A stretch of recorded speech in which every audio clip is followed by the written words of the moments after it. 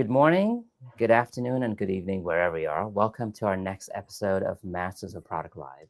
Our topic for today is the impact of AI on fintech. There's so much happening in fintech, and to help us understand what's going on, I'm glad to have Dondi Black in our studio today. She is the former chief product officer for TSYS, and she brings over 25 years of experience leading innovation in fintech, banking, and identity security. As for me, I'm your host, Mustafa Kapadia. I help product organizations figure out how to use AI so they can be more effective and productive. And you can learn more about me and my services at echo-point.com. Dondi, welcome to the show. Thank you, Mustafa. Thank you. I'm so glad you're here. I know you and I connected probably about a month and a half ago. And everything that you were telling me about what's happening in fintech, I'm like, you know what? You have to come on the show. So I'm glad you're here. And I'm glad you're here without being in jet lag. So, thank you. Thank you for having me. I appreciate it. Dondi, if it's okay, why don't we start from the top? I mean, fintech or financial services has always been an early adopter of AI, right? Mm-hmm. Even before generative AI came along. I'm curious to see where, let's talk a little bit of history, if that's okay.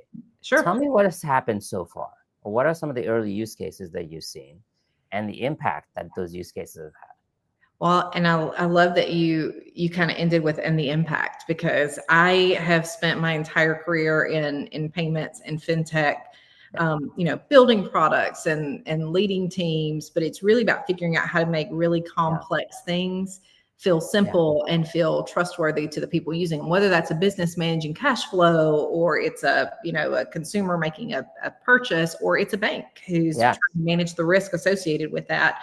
And obviously, with the advent of AI kind of coming in and being embedded into the products and the solutions that we build, that space is just more dynamic than it's ever been before. 100%. I mean, I talk to my clients all the time. I'm like, you can use AI, but using AI for AI's sake is great. It feels nice and new and fun, but if it's not moving the needle or driving a real impact, then you need to really think about it. So that's right. I think people have to know, I agree completely with everything you said there, Mustafa. I think people have to know, what is the problem that you're trying to solve? And is AI the technology that is, well positioned to solve that? Is it solving something that hasn't been able to be solved before? And in many cases, the answer there is yes, when we talk about AI. Or is it solving it in a better way, in a more efficient and effective way? And again, therein, the answer is oftentimes yes. So if we think back to, where did we start? What were those use cases that were most prevalent, particularly in the financial services and the fintech sector? It's solving really three primary problems. And that's because that's where you could make a business case, right? So one was, reducing fraud losses. Another was expanding financial inclusion, one that's near and dear to my heart.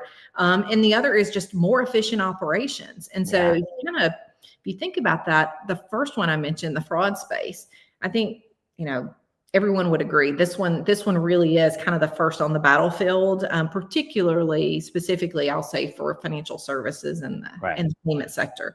That's a use case where the value was proven immediately. Yes. We've got some great examples. MasterCard's AI-driven fraud detection tool. What they reported is that they were able to block $20 billion in fraud losses. Oh, wow.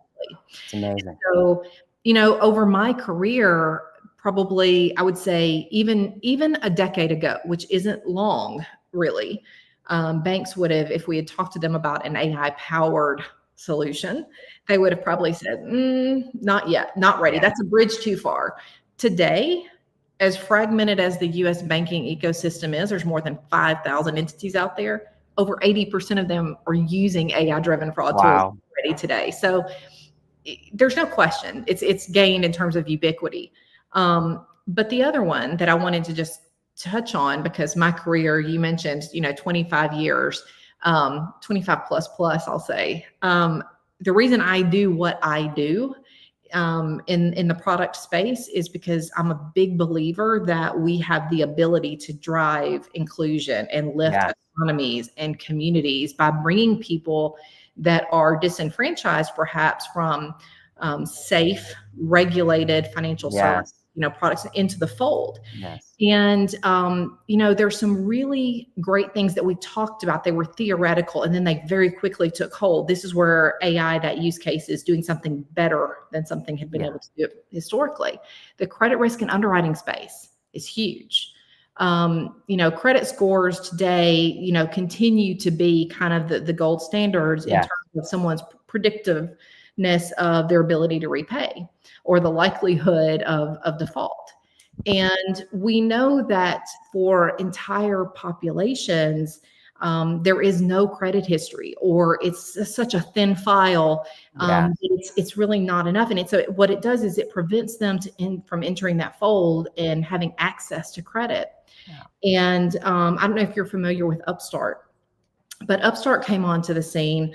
And one of the things that they've done in the last years, they've invested, and they actually have an AI model for underwriting that uses alternative data sources rather than credit score. Yeah. And so when I say alternative data sources, I'm talking about things like utility bills or mobile payments. And what they have reported is, using that model, the applications that come through, they were able to approve 40% more applications for credit.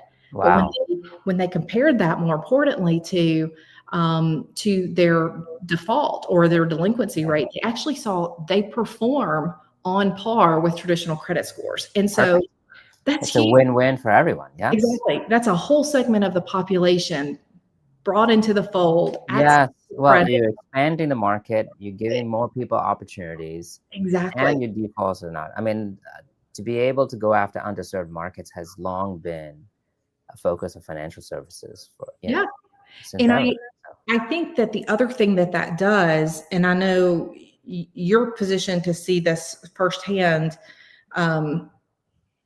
complete data sets is the imperative, right? So I think the other thing that does is it organically, very naturally brings into an ecosystem. If you're in the financial services or the fintech space, and you are open to this type of model, you are also organically building a more robust data set for the AI to decision and action upon. And so I think that's great. And then the third one that I mentioned was just that operational efficiency.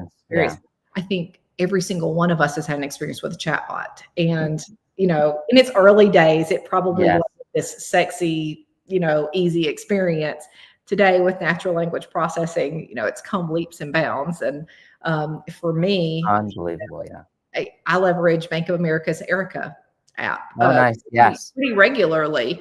And I can tell you, I can see firsthand and feel the improvement in that. And, they've shared that Erica has processed more than 1.5 billion interactions in the last year. So that highlights that we as consumers have become much more comfortable and accepting of these experiences. I agree. It allows, I was having a conversation with the chief product officer for the state of Colorado for one of their divisions, and she was telling me too is that she is now seeing that more and more of her constituents are using chatbot to get information from the government websites. And so they're like, okay, how do we actually rearrange our own content hierarchy to be more open to chatbots? And so that, because at the end of the day, it's all about either meeting constituents where they are or meeting consumers where they are. Right? That's exactly right. If consumers are happy and comfortable with chatbot, it just changes the dynamic. And just think about that little process, right? If they're happy with talking to chatbot, what does that do with UX and design? And how does that change the entire experience? Because now you don't start with a form, you start with a chatbot, and that's how the entire process works. Well, and what that tells us, the people that embark on ideating and designing for new solutions, there's so much incredibly rich intelligence and data that you glean from those interactions with the chatbot. I know what's important to Mustafa. I know that when he asks this, the next question is, 80% of the time going to be this, or his path to get here was this, this, and this. It gives you, I think, more informed, actionable insight than a user group probably ever could, 100%. because Yeah. it takes you deeper into the personal Yes. experience of transaction. It's recorded. You can actually monitor it. You can actually put evals around it to see how the response was. And more importantly, it's customized to the person, right? Right. So Exactly. the way Dondi asked a question, or the way you go to Bank of America, I'm just using Bank of America, Right. or versus the way I go to Bank of America and I talk to Erica, are two different things. And hopefully the time to resolution is much faster. So, Exactly. right? Exactly. And I think that, we're seeing that. We've got examples. I believe it's Klarna. Klarna Yeah. today is using AI for customer service, and they've now shared that their AI solution or tool is actually handling 2/3 of the incoming requests instantly. Amazing. And so, yes, there's operational efficiency there, but what does that also tell us about that third that's going to a live agent?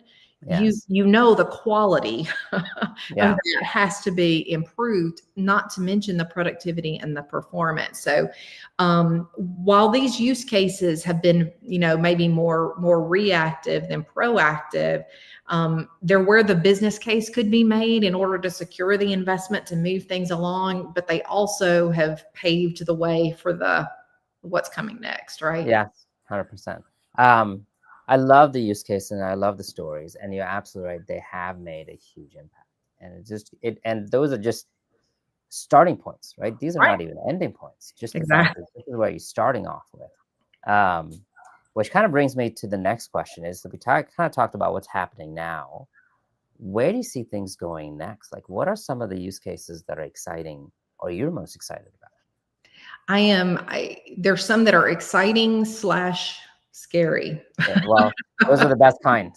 um, so let's dig into those. But I want to say first and foremost what it's not, and it's Yeah. not about replacing Oh, people. And 100%. I'm and you so and I glad you mentioned that. Yeah. Yeah, you and I talked about this, and Yeah. I would say I know you and Tiffany, who leads product for Yeah. NMI, had a similar conversation. I think that whether it was in my prior role or clients that I'm working with today, I think the impetus is it has to be a multiplier, and Yeah. where I see things winning out. It's Yeah. where the AI is really becoming a multiplier for kind of the human impact side of things. So we're seeing increasingly, especially in the fintech sector, there's a lot of just kind of AI first native, Yeah. startups that are coming in, and in some cases they're holding their own, in some cases they're being disruptive, and other cases they're partnering effectively.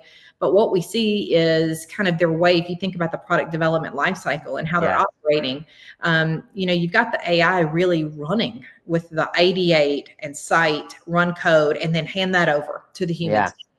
And I think that's really powerful. And there's research that shows that as the AI is getting smarter, so are the humans that are using it.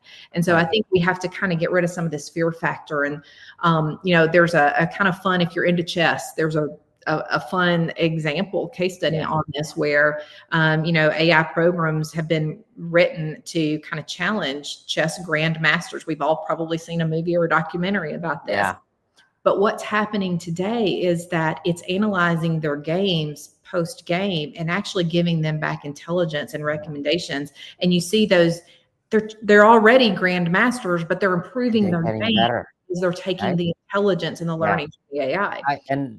I cannot agree with you. I mean, we've been helping product teams for quite some time, and what we see is, number one, replacement is not even part of the conversation. It just, Right.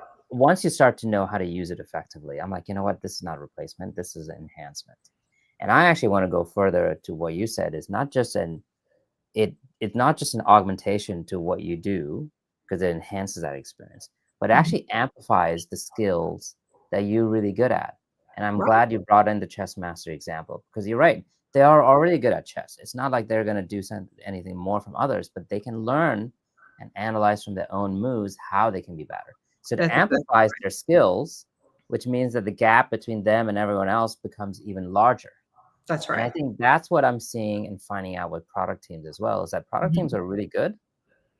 When they use AI, it amplifies it and brings a competitive advantage, I, right? I I And it's true agree. for everyone else too, right? Yeah, I agree completely. I agree completely. And I think, um, I think the winners in this space in terms of where AI is going, and I'll talk about some specific examples that I see or that I'm having conversations with people around today. But I think the winners are going to be those that aren't purely focused on AI as a saving engine, Yeah. but also as a growth engine. So I think there's a Yes. reality that it is driving better customer retention through those Yes. experiences, Yes. but also revenue diversification. Yes. Yeah. And so there's obviously the promise. We touched on this before. If you think about some of those other use cases, and we said you get so much more data that you're building out more Yeah. robust data, and as you take that insight, now how do you turn that into kind of a new product opportunity or solutioning path? And there's if I think about generationals. So I'm, everything from Gen X to Gen Z. So you've got Yeah. three demographic groups there. Just in terms of the financial services or the fintech space, these are sectors of our population that are still climbing the ladder in terms of earning potential. Yeah. And they're also the recipients of wealth transfers that we've been kind of hypothesizing about for decades. Yeah. And that means their needs for products and services they're becoming more dynamic. It's not just a checking account now. It is, I need a mortgage. It is, I need to think about a portfolio. I need to think about retirement in my 401k. Right. I don't know what to do. It's interesting because you're absolutely right. The trend about wealth transfer is going to change the dynamics tremendously for the 20 and 30-year-olds or 40-year-olds. And I didn't even think about that, but you're absolutely right. They're digit. All they know is, and so they are ripe for AI models and tools to kind of come in, and this is where we talk about it moving from just being kind of there to make recommendations, but also in some cases becoming an actor in the interaction. Yeah. And I think a great example there is what JP Morgan is doing with their Index GPT. I don't know if you've seen this one, but it's a fully AI driven investment advisor. Oh, wow. And everyone's investment needs, people are in different places, but I think it can be very intimidating for someone to kind of enter the fold and you don't know what to ask and you don't know who to ask. The ability, especially if you are a digitally native consumer, to interact with an advisor and it feel very conversational and organic, and it's learning from you and reacting in kind. I think that the ability to bring investment novices kind of into the fold. Yes. And to answer those questions in a simple, normal language. That's right. As opposed to using jargon. That's exactly right. Right. And so it demystifies a lot of things that sometimes, unfortunately, we end up confusing our customers and consumers with language. Right? Absolutely. Trust me. Listen, I don't consider myself a novice, but I still, for all my investment, I actually have built my own agent. That's to help me figure out, because if I do this, what is this going to happen? How is this going to impact my taxes? It's great. That's right. That's right. And trust me, I still need my wealth advisor. I still need a CPA. I still need all of these people. Right. But now I can go to the agent first, and then I'm going to say, well, what do you think if we did this? Right. Well, and you and I have talked about some of the ways that we in our personal lives are using it. And I will tell you, I'm in the same boat as you. I have an advisor, but I've not gone a full digital twin because I need to pick your brain about that one. Yes. But what I have done is I have leveraged an AI program that I use to say, here's my full portfolio, here's my risk tolerance, here's my age, this is what I'm doing. Yeah.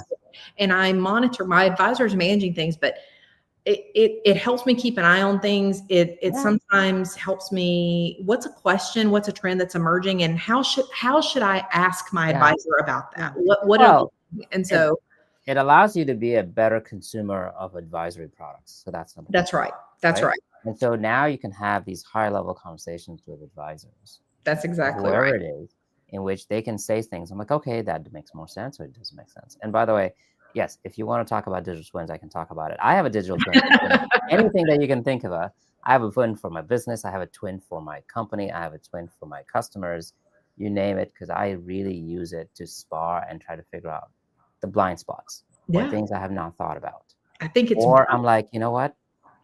I would have never thought about using it that way, or I would have never approached that customer or client that way, mhm. or whatever it might be. And so it's a amplification. It goes back to what you just I said. love it. I think it's a brilliant tool, a resource way for product organizations to even kind of pressure test in the earlier ideation stage, Yeah, product development yeah, life cycle, yeah, where they're going. But I think at the end of the day, it's that ability of AI when we think about kind of how it's driving product organizations today. yeah. It's driving more hyper personalization. It's driving kind of broader context based on more robust information and data sets, Right. real time responsiveness. I think where things are getting really interesting. It's a changing landscape. It's very dynamic right now. Yes. In the U.S., when we think about open banking. And I think we're already seeing some examples, both Plaid and Hmm. MX are, they're layering AI over transaction data to help banks Yeah. anticipate customer needs. And so that could even be predicting when a customer is most likely to overdraft. Yes. And so there's others. And so I think that is where it's starting to cross that threshold into being more of an agent. And I think that's where I said before you asked me, and I said excited/scary, because when we talk about that, the possibilities, I mean, my geek flag could really fly if I sat here and I just kind of talked about all the things that I think are possible and could be really cool. Yes. But with all of those possibilities, it also opens up a lot of responsibility. 100%. There, the responsible, from an ethical perspective, from a kind of a resource and Yeah. capital protection, shareholder value protection, Yeah. the Well, reputational steward risk of it has customer to trust, be right? Yeah. exactly. And Yeah. so, I think it could be a slippery slope. So there's a lot that's exciting, but I think that there's a lot in terms of just the governance that I Yeah. still see people figuring out, and a lot of the clients, the projects that I'm working on right now, a lot of it is just around how do we get our arms around a governance framework I that agree. The guardrails and governance is key. It is something that everybody is working on right now right. because they have to figure out, it's an interesting time to be, right? If you had this conversation maybe about a year and a half ago, more like most people are more like arm's length. Like, okay, you know what? Let's just see how it happens. Or let's see what happens with this technology. I think it's kind of cool, but I'm not sure if we can use it. Right. Now you come to this part of the year and they're like, okay, we have to use it, You're right. It's become right? table stakes. It's no And longer now it's like, okay, how do we build all the guardrails around it? And by the way, some of the guardrails that we have are built for old technology and not new tech. that's And so right. new guardrails have to be established, right? Because Mhm. the idea is that if you want to talk to an LLM, you do have to go outside of your corporate data structure, That's right. right? That's That's just the way exactly the technology works. You can't do anything about it. So then what else can you do around it? So right. it's a fascinating time to be in security and governance. Absolutely. I feel for them because a lot of my clients, we just did a benchmarking study I was just talking about. The number one thing that's holding teams back is actually not access, is not technology.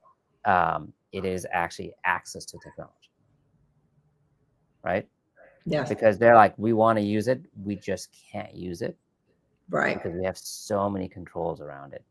And I think companies are trying to figure out how do you find that balance It's hard. between security and access. And I don't think anybody's figured it out. So Yeah. um, Yeah. Absolutely. I agree. I think I I go I ahead. do want to pick on your brain because you said that if you had it, your brain could go at 10x as to what will happen now, which sounds like a fantastic one. So I won't hold you to any of your predictions, but I'm curious if you had to think about the top 3 or 4 ideas that you have. Let's make it even more fun. Let's go Ooh. out 10 years from now. Oh, wow. Well, let's see. I'm going to have to make some assumptions about the regulatory environment and assume that, data access is kind of opened up. Yes, let's So assume that the world agrees with Dondi 100%. How about that? I like that world. I like that world. Well, I think so. So first, let's talk about the data privacy, because you can't have this conversation without talking about kind of the ethical side and the responsibility of managing this. I think that 10 years from now, privacy enhancing technologies are going to unlock Oh yeah. immense potential. And I think once it does, I think particularly in the open banking space, and I think we're going to see a lot of things unlock where AI is going to be leveraged to drive more cross-border payments in real time. I think right now that is where there is a lot of kind of pent up demand and opportunity. I think the reality is when we talk about commerce, borders are just becoming less and less of a thing. And so this is where the sector is ripe for a better technology to emerge and for disruption. And I think in the open banking space in particular, I think again, if we can kind of use privacy enhancing technology, or we can get over this hurdle where there's kind of more access to the data that is needed, then I think the ability to, when we talk about hyper personalization, I think we haven't even scratched the surface of what that's going to look like. I think there's a concept of chain of thought planning, and I think that's where the AI is going, especially in the financial services sector. So it's really interesting. A few years ago, I had the opportunity. I say a few years, time has passed really quickly. It may have been a decade ago, but I had the opportunity to create some use cases and some scenarios leveraging some not yet available in the wider market kind of AI models and tools. And what we found was, not surprisingly, there was kind of incredible benefits in the medical space in that application, because you have this data, these things, it can pour through histories of data and detect anomalies or pull out what you need to know and give you a result. It was infinitely harder. The AI failed over and over and over when we would run the scenarios for financial services looking to get the right action, when we would, kind of champion challenger that against kind of human driven tools that were very labor intensive and high risk.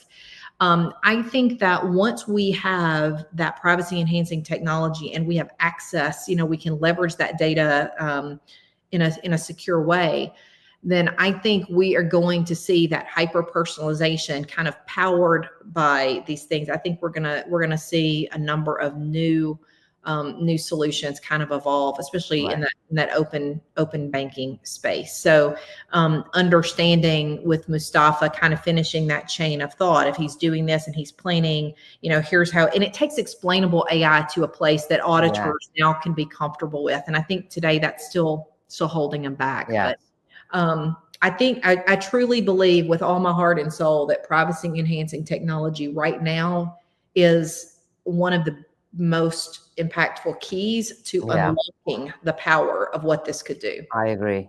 I think there's just so much that you can do with data and how you can make it personal. It's fantastic. Absolutely make it personal. Dondi, I think we may have lost you. Oh, there you are. Yeah. Sorry. I was just saying, I absolutely agree with you. I think just the amount of things that you can do with data and how you can hyper personalize is just unbelievable. And I cannot even imagine what it's going to be like 10 years from now. Well, and personalize in the ways that really mean something. And so to me, you get to a place where it kind of becomes, there's generational impacts. And so hyper personalize is so much more than push Dondi the next best offer It's understanding where Dondi is in her life journey, who's in Dondi's household, who's in her realm of influence, and how do you leverage those connections to build something better so that 1 + 1 = 4. And 100%. So I think and present options that you may not have even thought about to just make you say, oh yeah, that's an interesting one, right? And which is what AI can do, right? So absolutely. I know we're almost out of time, so let me do 2 more questions, if that's okay. We kind of talked about the past. We talked about where things are going now. I know we talked about super future state, but in order for any of these things to come to life, there's a whole bunch of challenges that financial services and fintechs have Right. to solve, right? I'm Right. curious, in your mind, what are the top 2 or 3 challenges? I know we talked about data and privacy, um, Yep. that need to occur in order for any of this to become a reality. Well, I'll kind of talk about those. I think strong governance. I mean, we talked, Yeah. like I said, we talked about the data governance Yeah. and privacy, and I think that the regulatory complexity with consumer data um, is really challenging in the U.S. market in particular, because you've got this playing out on a state by state level, and it's a hard thing. Again, we go back to making the business case to Yeah. make the investments to do these Yes. things, and you go, well, gosh, do I have to build for this 50 different ways to satisfy all these state regulations? And then there's federal, regulation and On top governance of it. that hasn't even been fully translated yet. So I think we've got to have some things kind of play out there. And the other thing is, I would say one of the biggest challenges, and this is the case with clients that I'm working with right now, is incomplete data sets. And so especially when you talk about, and I know, Mustafa, you have to have encountered this, but when you're looking at an incumbent who is a scaled player, that legacy infrastructure just unfortunately does not lend itself easily to plug and play, of AI technologies. And it's just a reality that the data is often so very fragmented. Yeah. And so, I think those are things that we have to kind of watch for. There's some things that are taking place. The EU has the AI Act. It's had some starts and stops. Yes. In the US, it's playing out. Things are under the current administration. I think they're doing what they can to try to open up some things for advancement. We've got the OCC model risk guidance. Yes. All those things lend themselves to transparency. And so, what I really advocate for, and this comes from previous experience I had leading a global product organization, but also with clients I work with today, is kind of looking at a center of excellence around AI governance. Yes. And what makes that so hard is, as powerful as the AI is, we're just humans. Yeah. And, in the organizations, there's an org structure, there's an org chart, there's operating models.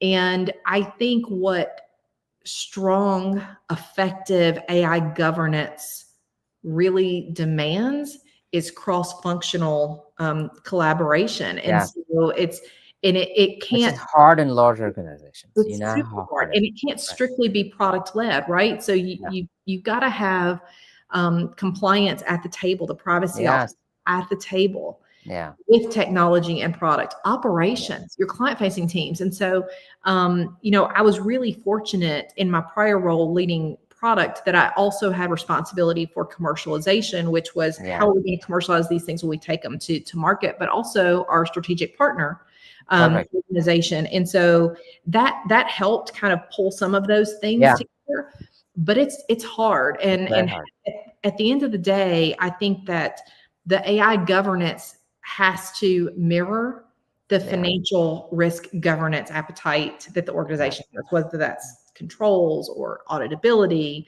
thresholds. And so it's hard, but I think that's what it demands to kind of get off go.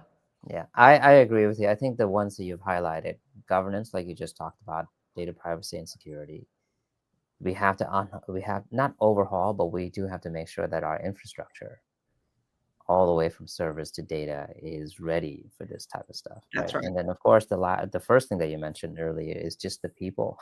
There's a mindset change. It's a complete cultural shift for most organizations. And I think they underestimate what it's going to take. And, everyone goes, you said this at the top, it can't just be AI for AI's sake. I think everyone assumes AI means more efficiency, lower cost. I'm going to lose my job. There's fear. The other side of that is, if not applied thoughtfully and with the right rigor and purpose, you actually find you're less efficient, because 100%. you run those risks of hallucinations, unintended outcomes, and now the money and the resource, you've got finite resources trying to do some really cool things, and they're pulled in to kind of solve for unintended outcomes. And so Have to be very Oh, careful. I 100%. I see it all the time with my clients, especially people who said, "Oh, you know what? We're just gonna throw some tools at our people." And they start using it, and they suddenly realize that, wait a minute, we're not any more efficient. In fact, it's the opposite, Exactly. because those human fears that you talked about earlier, right? Mm, They start to solidify, that's right. right? And so people start saying, okay, I don't want to use it because it may take my job away, or it might be, or I might. The other one that I've heard, which is quite common, is like, oh, I feel like it's cheating and I'm not doing my job if I use it. And so it's a whole different, you have to, I like the way you're thinking about it, because you know what? It is a cultural change, it's a change management issue, That's right. right? With Very much. technology driving it, of course. And I That's think the more people start to realize that if they are going to do, if they really want to be AI first, which is what all the marketing material says they want to right. be, you need to put some investment and rigor into this. That's right. Yeah, your Right? AI strategy cannot be a marketing campaign. Exactly. Right. 100%. I've seen that happen too many times. Dondi, this has been fantastic. I love, you know what? I would love to have you back maybe a year from now and tell me how much of it we got right, Okay. how much things have changed. Because I guarantee you, there are things that we have not even thought about is Oh, happening, right? 100%. I would love that. Um, I would love that. Thank you. but like anything else, one last question, and I ask this to all my guests: is how are you personally using AI, um, just recently, or any hacks you would like to share with the audience? I listen, I it's not a cheat. Number 1, anybody who thinks they're cheating using it, I would say you're just smarter. So, I most commonly am leveraging OpenAI and I use it, I shared the example around my kind of my investment pieces. Yes. But also research. I polled my professional network on LinkedIn around if you haven't entered the space, you're not using it today, what would you use it for? Yes. And the number one thing, the most responses were for research. And I tell you, for years, for at least the last decade, I have allocated 6 hours out of every week to research. I had 3 hours blocked on a Wednesday, 3 hours blocked on a Friday, and I would drop any articles that came in, any research study, Nice. any, Impressive. and those 6 hours were my 6 hours to just kind of tune everything else out, Yes. go deep, think about this. And of course, there's always follow-up actions, and you Of you read course. a lot of fluff to get to the salient points, right? Yes. I don't do that anymore. So AI has given me the gift of time. I Yeah. actually feed all of those sources into my prompt, and I have given it parameters, rails to pull other sources Yes. it deems as Yes. appropriate. And it just summarizes it for me. And I just get an email twice a week. And it Perfect. truly boils it down to here's what you want to know. Here's some, if you want to take any action, here's some suggested questions to go deeper into Yeah. this. And it gives me the sources. So I'm a Perfect. big believer in a strong prompt, and I'm a big believer in self-selecting sources. Yes. Yeah, 100%. Yeah. it's great. And If you like that, and maybe you already have tried it, but have you tried Perplexity? no, I have not. It Should I? does what you're talking about, but then it goes a bit deeper. Okay. So try it. Use the same prompt that you have in OpenAI. Try in Perplexity. What I like about Perplexity is that it actually does it better, in my opinion, a better web search. So it Okay. gives you articles that you may not have thought about. And Right. second is that it has, at the end of every search, it gives you 5 follow-on questions that makes you go deeper into everything. So I That's great. usually, by the way, I'm not an advocate of one or the other because I actually use all of them. Right. I, Right. uh, I use all of them. I put the same task and I have them all running on the same Yeah, tab. well, It's I only a tab. Just learned fire from up a you new tab. about some of these tools, so Yeah. thank you. Um, but this is great. Thank you once again for being here. Like I said, I would love to have you back, and then we would see how things are changing. Happily, happily.